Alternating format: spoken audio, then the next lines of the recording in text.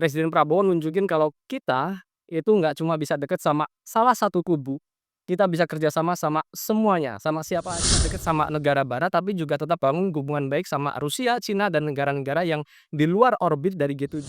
Banyak yang bilang Indonesia tuh nggak tegas, nggak jelas, nggak konsisten. Tapi sebenarnya justru di situ ketegasan kita. Tegas bukan berarti harus berat meja. Hola amigos, kita ketemu lagi di channel Saladin Project, tempat kita sharing berbagai macam gagasan. Dan kali ini saya mau bahas tentang politik luar negeri Indonesia. Indonesia beberapa tahun terakhir ya mungkin 2 tahun terakhir lah, kayaknya lagi banyak banget ya suara pesimis soal arah negara ini. Mulai dari orang-orang ngomongin Indonesia gelap, terus ekonomi katanya makin nggak jelas, rame soal RUU TNI yang bikin bingung, konspirasi soal ijazah presiden, makan siang gratis yang katanya cuma gimik, sampai urusan korupsi yang ya gitu-gitu aja dari dulu.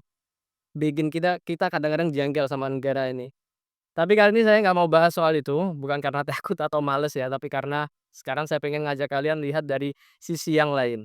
Sisi yang justru menurut saya, Indonesia tuh keren banget di situ, yaitu politik luar negeri kita. Meskipun di dalam negeri kita masih banyak PR, tapi kalau ngomongin urusan diplomasi dan cara Indonesia main di panggung internasional, kita tuh layak ngacungin jempol lah. Dari zaman Gus Dur, lanjut Bu Mega, terus SBY, Jokowi, dan sekarang Presiden Prabowo, politik luar negeri kita itu konsisten buat main cantik. Bukan perfeksionis, tapi punya prinsip yang jelas, dan yang paling penting kita nggak gampang ditarik sana-sini. Pernah dengar kan istilah politik luar negeri bebas aktif? Nah itu bukan cuma jargon ya, tapi beneran jadi fondasi cara Indonesia ngejalanin hubungan sama negara yang lain. Bebas di sini artinya kita nggak ikut ke salah satu blok kekuatan besar, nggak otomatis pro Amerika, pro Cina, pro Rusia, atau pro siapapun itu. Tapi di saat yang sama kita juga aktif dan bukan pasif.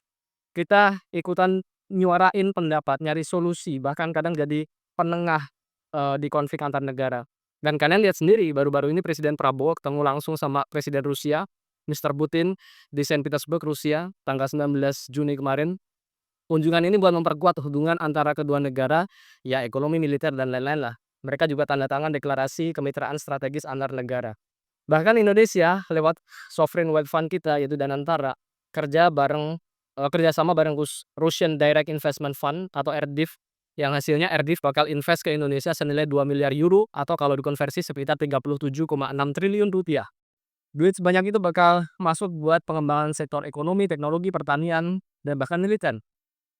Jadi bukan cuma kerjasama politik, tapi ada dampak ekonominya juga buat kita. Tapi ya kayak biasa pasti ada juga yang sinis. Ada yang bilang Prabowo terlalu dekat sama Rusia, ada yang nyinyir katanya kita ninggalin barat, lebih dekat ke timur, bla bla bla.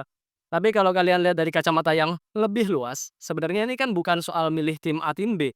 Ini justru bentuk dari aplikasi politik bebas aktif kita. Kalau kita bebas berteman sama siapa aja. Presiden Prabowo nunjukin kalau kita itu nggak cuma bisa deket sama salah satu kubu, kita bisa kerja sama sama semuanya, sama siapa aja, asal saling menguntungkan dan saling menghargai.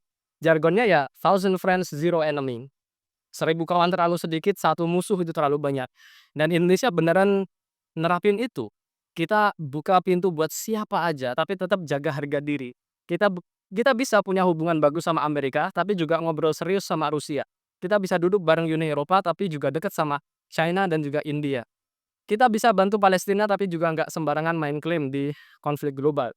Dan politik luar negeri kayak gini bukan hasil kerja semalam ya. Citra dan posisi Indonesia yang netral tapi berwibawa ini dibangun bertahun-tahun. Gus Dur waktu itu berani banget buka dialog sama Israel, yang saat itu tindakannya ya dianggap kontroversial. Tapi tujuannya buat nyari solusi damai. SBY kuat banget main di diplomasi global. Dia bawa Indonesia aktif di berbagai forum internasional, dari APEC sampai G20. Jokowi juga konsisten main di jalur ekonomi politik global, bawa Indonesia jadi tuan rumah G20, ikut main di isu iklim, maritim, bahkan sempat nawarin jadi juru damai antara Rusia dan Ukraina. Dan sekarang Prabowo itu nerusin semuanya itu. Dia bawa karakter yang unik, berani, agak frontal, tapi tetap di jalan atau di koridor bebas aktif. Ketemu Putin, bangun kerjasama yang konkret, nunjukin bahwa Indonesia nggak bisa dianggap remeh, dan itu penting karena dunia sekarang lagi kayak roller coaster ya. Ada konflik di Timur Tengah, ketegangan, di Asia, ketidakpastian ekonomi global, perang Paris, segala macam. Negara yang bisa berdiri tegak, ngobrol sama semua pihak dan fokus pada kepentingan rakyat, itu yang bakal survive. Nah, balik ke kunjungan Presiden Prabowo ke Rusia, ada satu hal lagi yang menarik. Selain ketemu langsung sama Putin dan teken kerjasama strategis, Prabowo juga hadir di acara Saint Petersburg International Economic Forum. Ya ini semacam kayak Davos-nya Rusia lah.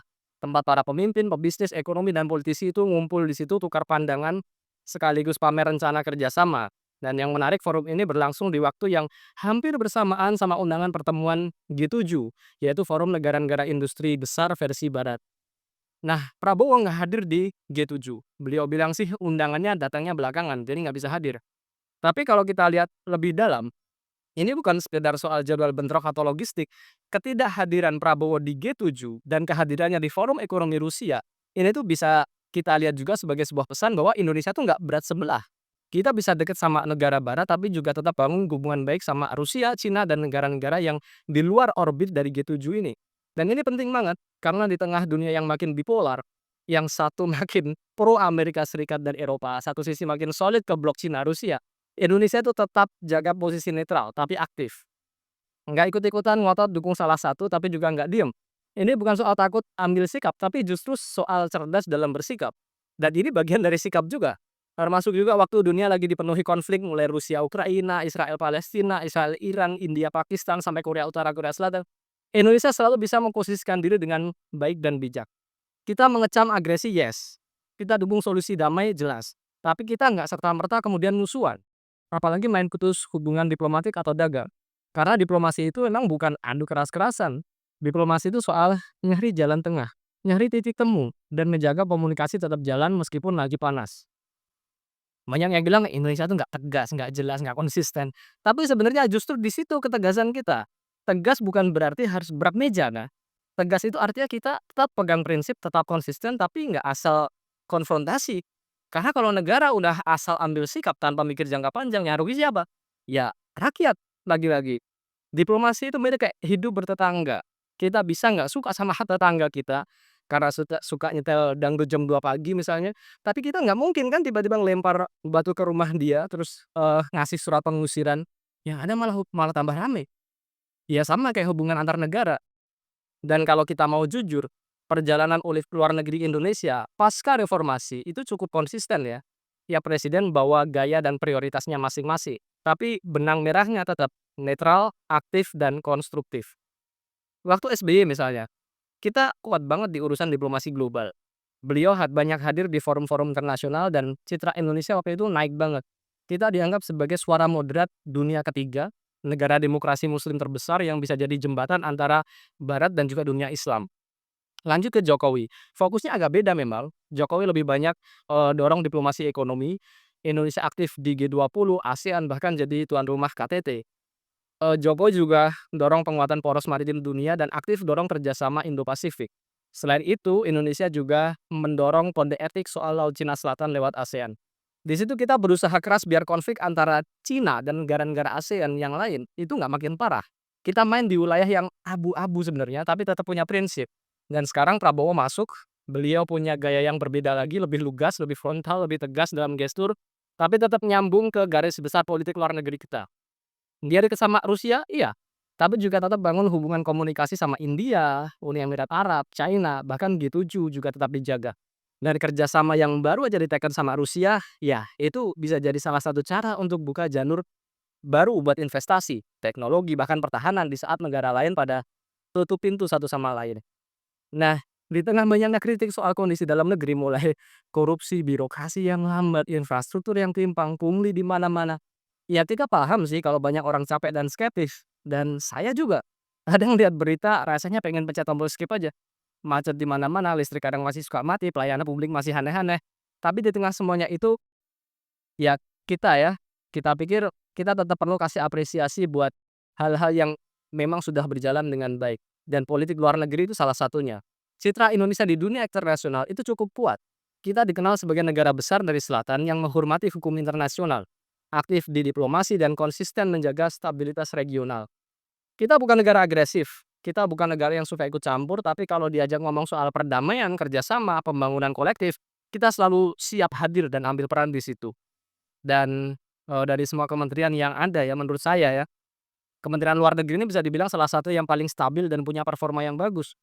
Menteri Luar Negeri kita nggak banyak drama, nggak banyak gaya, tapi kerjanya jalan.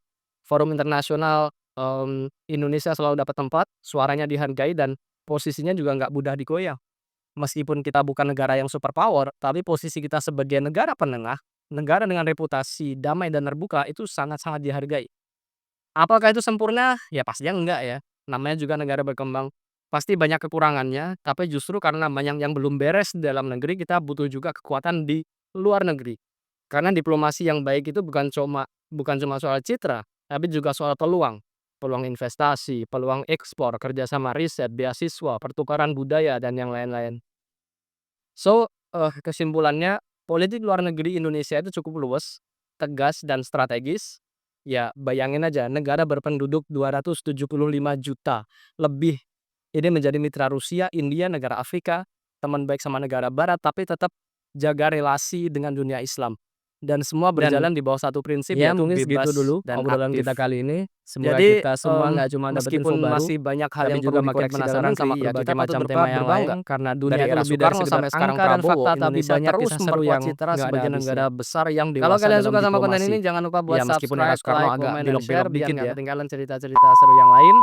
Saya pamit dulu, sampai ketemu di video Dan berikutnya. Tetap semangat, ya tetap mungkin segitu penasaran, dan dulu obrolan kita kali ini. bye. Semoga kita semua nggak cuma dapat info baru, tapi juga makin penasaran sama berbagai macam tema yang lain, karena dunia itu lebih dari sekedar angka dan fakta, tapi banyak kisah seru yang nggak ada habisnya. Kalau kalian suka sama konten ini, jangan lupa buat subscribe, like, komen, dan share biar nggak ketinggalan cerita-cerita seru yang lain. Saya pamit dulu, sampai ketemu di video berikutnya. Tetap semangat, tetap penasaran, dan bye.